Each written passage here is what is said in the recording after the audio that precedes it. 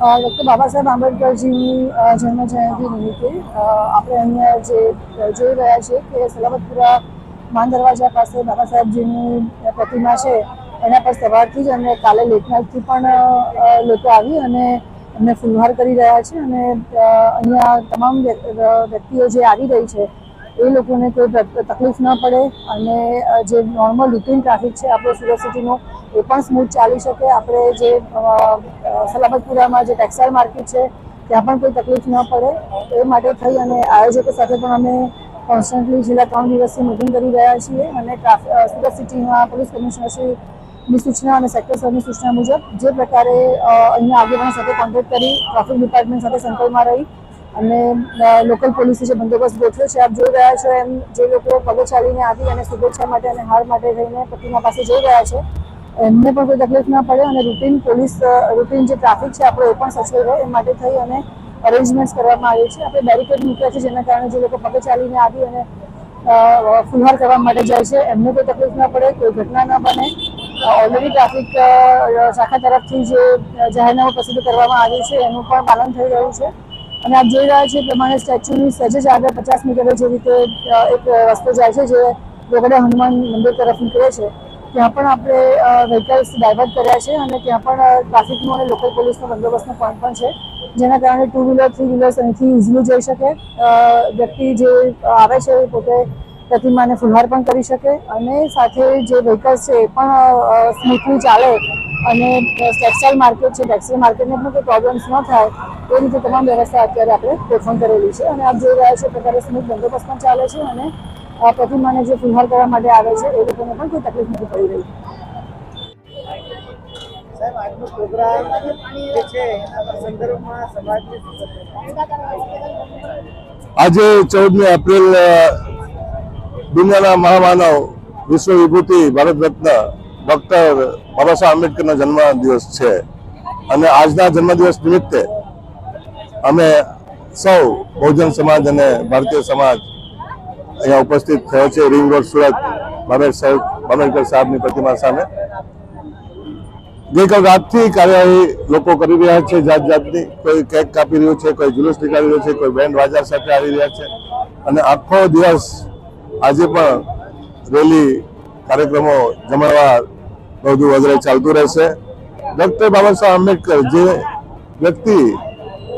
જેને કોઈ ધર્મ પ્રત્યે ભેદભાવ ન રાખ્યા, માણસને એક સમાન ગણ્યા, જેને સમાનતા બંધુતા ન્યાયને અપેક્ષા રાખી અપાવી અને આપણે બહુજનોને જે રીતે સંવિધાન જરીએ હક અને અધિકાર આપ્યા અને સામાજિક આઝાદી આપી એવા ડોક્ટર મહામાનવ બાબા સાહેબ આંબેડકરની જન્મજયંતિ નિમિત્તે વધારે તો આપણે શું કહી શકીએ. જે વ્યક્તિનું જ્યારે નિધન થયું, ડોક્ટર બાબા સાહેબ આંબેડકરનું જ્યારે નિધન થયું ત્યારે 193 દેશોમાં 193 દેશોમાં ધ્વજ અડધી કાઠી હતો અને આજે પણ ડોક્ટર બાબા સાહેબ આંબેડકરની જન્મજયંતિ વિશ્વ મનાવાઈ રહી છે. 193 વિશ્વ મનાવી રહી છે અને લોકો મનાવે છે જેને અમેરિકાએ નોલેજ ઓફ સિમ્બોલ કહ્યા વિશ્વ વિભૂતિ એવા અમારા ડોક્ટર બાબા સાહેબ આંબેડકરજીની આજે જન્મજયંતિ હોય અમે સૌ આનંદ હર્ષોલ્લાસથી એમના આ જન્મજયંતિ અવસરને મનાવીએ છીએ અને હરસળ મનાવીએ છીએ, હરસળ મનાવતા રહીશું. એના અનુસંધાનમાં અમે પણ અહીંયા એક નાનકડો કાર્યક્રમ રાખ્યો છે કે જ્યાં અમે વડાપાવ અને પાણીની વ્યવસ્થા રાખી છે જે વિતરણ કરીશું. જય ભીમ, નવ બુદ્ધાય, જય ભારત. अलहमदुलिल्लाह सुरेश सोनावणे,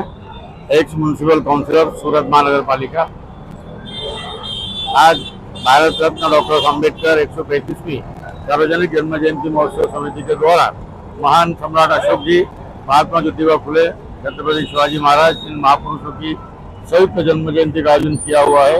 और इस जन्म जयंती के माध्यम से विश्व में जिस तरह से अशांति फैली हुई है, विश्व आज महायुद्ध की ओर आगे बढ़ रहा है, ऐसे में बुद्ध के विचार ही इस देश को, इस विश्व को बचा सकते, इसलिए विश्व शांति सद्भावपूर्ण यात्रा का आयोजन समिति द्वारा किया गया है। शाम 6 बजे ये यात्रा यहाँ प्रस्तावित होगी और शाम 6 बजे सभा का यह भव्य आयोजन किया हुआ है। बाबा साहेब अम्बेडकर केवल दलितों के नहीं, समग्र भारत के नेता थे। सभी तमाम जाति धर्म के लोगों के लिए संविधान में उन्होंने बहुजन हिताय बहुजन सुखाय का जो मंत्र दिया है, जिसके जरिए से आज इस संविधान को 77 वर्ष होने के बाद भी भारत का ये मौलिक संविधान आज भी अपने आगे बढ़ रहा है, देश प्रगति को जा रहा है। और बाबा साहेब अम्बेडकर ने किसी व्यक्ति, किसी समाज, किसी प्रांत के प्रति कोई भेदभाव किए बिना ये जो संविधान बनाया है, समता, बंधुता, करुणा, मैत्री और न्याय पर आधारित, ऐसे संविधान को हम लोग सचेत नमन करते हैं। और आज बाबा साहेब अम्बेडकर के जन्मदिन के पावन पर्व पर मैं सभी को बहुत बहुत मुबारकबाद देता हूँ। और बाबा साहेब अम्बेडकर ने जो संदेश दिया है, शिक्षित बनो, संगठित बनो, अपने हक और अधिकार के लिए संघर्ष करो, जिसके नौजवान लोग फॉलो करेंगे, व्यसन मुक्त समाज की रचना में लगे रहेंगे और बुद्ध के विचारों को मजबूत बनाने का काम करेंगे। ऐसे में आज सबको जन्म जयंती के पावन पर अपील कर रहा हूँ। जय भीम।